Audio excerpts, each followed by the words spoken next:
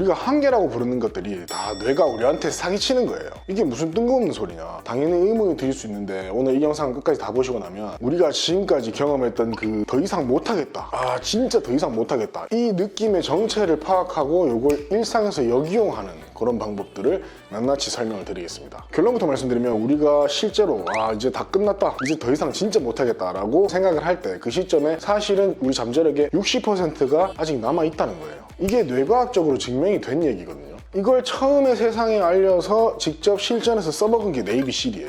네이비실. 이게 이제 60%가 남아있다.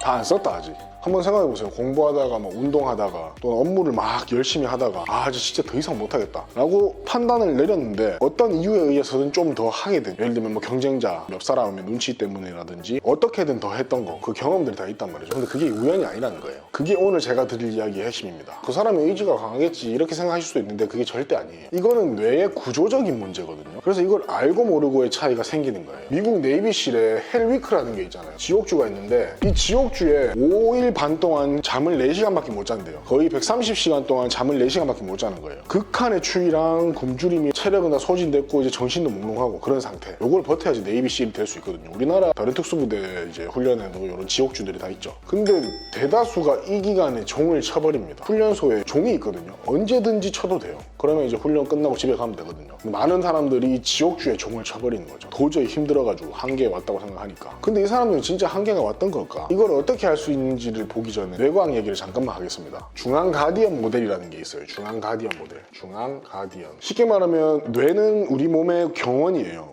위기가 왔다 싶을 때는 그에 맞게끔 행동하게끔 지시를 막 내리겠죠. 여러 가지 몸의 모드도 바꾸고. 근데 이 경원이 우리를 평상시에 과잉보호를 한다는 거예요. 신체가 실제로 망가지기 시작하기 훨씬 전부터 계속 신호를 일으키고 방어기제를 계속 작동하는 거예요. 혹시 모르니까. 이런 경보 자체가 실제로는 우리가 느끼기에는 피로감으로 느껴지는 거거든요. 뇌한테 계속 설득당하는 거죠. 야, 너 이제 끝났어. 이제 그만해. 너 여기서 더 하면 큰일 난다. 이런 식으로 계속 경고음을 주는 건데 이게 우리한테 피로가 되고 우리는 이게 우리가 지금 피곤해가지고 더 이상 못하는구나. 이미 다 지쳤구나. 이렇게 판단하게 되는 겁니다. 근데 이게 살아온 길 자체가 그런 판단으로 연속되기 때문에 우리는 자연스럽게 그런가 보다 이렇게 하는 거예요. 근데 우리 신체에서의 어떤 용량 자체가 100이라고 했을 때 40%만 소진이 되었는데도 계속 경고음을 울린다는 연구 결과가 있거든요. 그러니까 60%가 남아있다라고 얘기를 할 수 있는 거고 그게 이제 40% 룰이라는 거예요. 그거 운동할 때 얘기 아니에요? 그거 몸 쓸 때 얘기 아니에요? 저는 사무직인데요? 라고 얘기할 수도 있어요. 근데 이게 육체적인 체력뿐만 아니라 내가 진짜 정신적으로 소진되고 고갈됐을 때, 일이 너무 많다고 느껴질 때, 그리고 남은 이 프로젝트에 대해서 내가 압도되었다고 느낄 때 전부 다 똑같은 메커니즘이라는 거예요. 그때도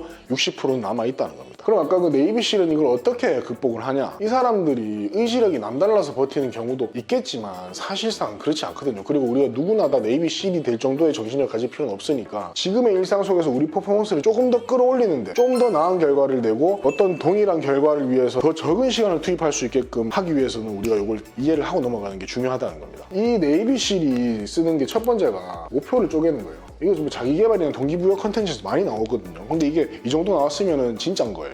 헬위크가 5.5일인데 5.5일을 다 내다보지 않는다는 거죠. 5.5를 다 쪼갠다는 거예요. 다음 1시간만 버티자. 다음 30분. 다음 밥 먹을 때까지만 버티자. 요 다음 100m만 가자. 10km 가야 되는데 100m만 가자. 100m만 가자. 이것만 본다는 거예요. 근데 이게 왜 효과가 있냐면은 그 뇌라는 거는 도파민을 분비할 적에 목표를 달성하면 도파민이 나온단 말이에요. 근데 그 목표의 크기에 반응을 하지 않는다는 거죠. 뇌가 도파민을 방출시킬 때는 목표의 크기를 알아서 방출시키는 게 아닙니다. 목표를 달성한다는 그 행위 자체가 중요하다는 거예요. 제가 앞에서 많은 영상에서 그래서 무조건 잘게 쪼개라고 말씀드리는 거거든요. 얘는 내가 지금 달성한 목표가 얼만큼 큰 목표인지 작은 목표인지 몰라요. 내가 하기로 했고 이걸 했다. 이게 중요한 거거든요. 그래서 이걸 계속 반복을 하는 거죠. 그러면서 이 도파민이 나와서 그 경보 자체를 또 억제를 해주는 효과가 있다 보니까 그 경보 자체로 인해서 계속 우리가 필요한 그 상태로부터 조금은 해방되는 효과까지 있다. 그러지 않고서는 정말 헬위크는 인간적으로 버티기가 어렵습니다. 그래서 요거는 의지력으로 승부를 보는 게 아니라 도파민을 설계한다. 그런 개념이라 보시면 되겠습니다. 저는 네이비실 출신도 아니고 뭐 특수부대 출신도 아니지만 제가 직장 그만 다니고 사업한다고 까불면서부터 해가지고 얼만큼 극한의 상황이 많았겠습니까? 근데 아직 안 죽었잖아요. 내가 할 수 있을까 못할 것 같은데 놔버리고 싶은데 나 이미 에너지 다 소진한 것 같은데 그때 조금이라도 결과를 낼 수 있게 도와줬던 것들이 그냥 요거만 하자 였던 것 같습니다. 수험생 시절 때도 마찬가지였어요. 그냥 문제집을 다 풀기로 했는데 두꺼워요. 그냥 요거만 풀자 이렇게 했던 것 같아요. 제 기억으로 한 20년 돼가지고 가물가물한데 지금 돌아보면은 그때 진짜 한계인 줄 알았는 것도 있긴 하는데 뇌한테 속았다는 느낌이 드는 순간도 있어요. 솔직히 과연 내가 진짜 가슴에 손을 얹고 그때가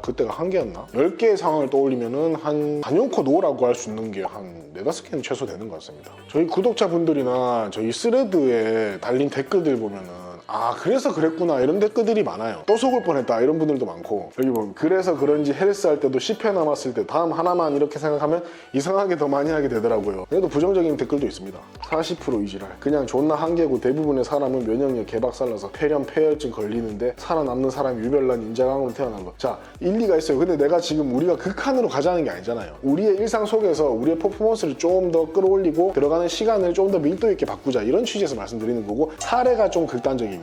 어떤 분은 2주 유산소하고 이렇게 하프 마라톤 안주했음. 아 하프 마라톤이면 20km 넘죠. 딱 100m만 딱 10칼로리만 딱 저 앞에 나무까지만 이렇게 하면서 하셨답니다. 어떤 분은 피할 수 없는 고통이라면 차라리 즐기자. 목표를 쪼갠다를 조금 더 구체적으로 2가지로 요약을 하면은 첫 번째가 숲을 보면 안 된다. 우리가 나무를 베려고 일단 들어갔어요. 숲에. 그러면 그 다음부터 숲을 보면 안 돼. 그러면은 계속 뇌가 야 이건 네가 못한 일이야. 야 이 많은 일 네가 어떻게 하겠어. 이거 생명의 위협이 느껴진다. 이거는 지금 위기다. 절대 하면 안 된다. 이렇게 계속 신호를 보낸다고. 그러면 내가 안 그래도 자신감이 차오르니 많이 막 이러고 있는데 그런 신호를 계속 뇌한테 받아버리면 의지가 꺾여버린단 말이죠. 그래서 숲을 보면 안 된다. 숲은 내가 이 숲에 있는 나무를 베기로 결정하기 전까지만 보는 겁니다. 두 번째는 이제 진짜 더 이상 못하겠다. 더 이상 진짜 못하겠다라는 생각이 들 때 딱 이렇게 의식만 해보는 거예요. 야 내가 지금 진짜 더 이상 못하는 건가? 이거 뇌가 나를 속이려고 지금 달려드는 건가? 또 수작 부리는 건가? 라는 생각을 하는 것만으로도 이미 우리는 이제 다른 사람이라 이거예요. 진짜 못하겠다. 더 이상 못하겠다는 생각이 들 때 이게 혹시 뇌가 나를 또 속이는 게 아닌가라는 그 생각을 한번 가져보는 것만으로도 결과값이 달라진다는 거죠. 자 정리를 하겠습니다. 이 네이비실이 실제로 쓰고 있는 40% 룰에 대해서 말씀드렸습니다. 믿자는 거예요. 우리가 지금 이걸 알아가지고 우리 몸을